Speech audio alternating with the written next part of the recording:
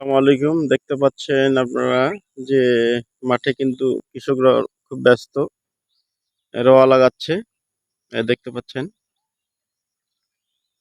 আসলে বর্তমান কৃষকগণ খুবই ব্যস্ত। আপনার পাট ধোয়া, রোয়া লাগানো এবং বিভিন্ন ধরনের কাজে ব্যস্ত। আপনারা কি ধানের রোয়া লাগাচ্ছেন? স্বর্ণ ৫। কৃষকগণ আসলে খুবই ব্যস্ত। এই রোয়া যা লাগাচ্ছেন বিঘা কত? ১২০০।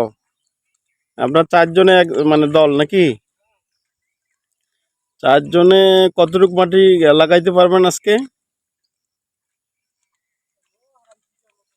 ২.৫ বিঘা।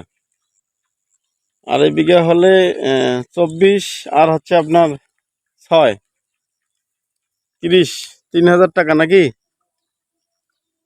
৩,০০০ টাকা ৪ ভাগ। এই ৭-৮০০ করে পাবেন। ভালো, খুবই ভালো, মাশাআল্লাহ। আপনারা দেখতে পাচ্ছেন যে রোয়া লাগাইছে। রোয়াগুলো অবশ্য সারিবদ্ধ লাইন করে লাগাইছে। তো আসলে এনারা বিছন লাগাচ্ছে। দোগজ কিন্তু লাগানোর এখনো সময় হয়নি। দোগজ তো এখনো হয়নি, তাই না? বিছনে লাগাচ্ছেন। তো দেখতে পাচ্ছেন যে আসলে বিছনে লাগাচ্ছে।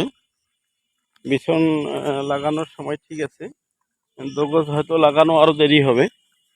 দোগজ লাগানো আরো দেরি হবে না? হুম। রোয়া লাগাইছে। হ্যাঁ। কি ধান লাগাছে? এটা লাগাচ্ছে স্বর্ণ ৫। হুম। স্বর্ণ ৫। একটু স্বর্ণ ৫ না লাগানোর টাইম ঠিক আছে। স্বর্ণ ৫, গুটি স্বর্ণ এগুলাই লাগাচ্ছে মানুষ। হুম। আর দোগজ লাগানোর এখনো সময় হয়নি। আসলে অনেক 10 দিন যাবে তারপর। কৃষকগণ খুব ব্যস্ত। এরা এই যে কাজ শুরু হয়ে গেছে, এখন চলবেই। ধান লাগা, রোয়া লাগা, আপনার দোগজ লাগানো, পাট ধোয়া, পাট নাড়ি দেওয়া, বিভিন্ন কাজে বর্তমানে ব্যস্ত মানুষ। পাট আবার কাটতেছে, তাই না? হ্যাঁ।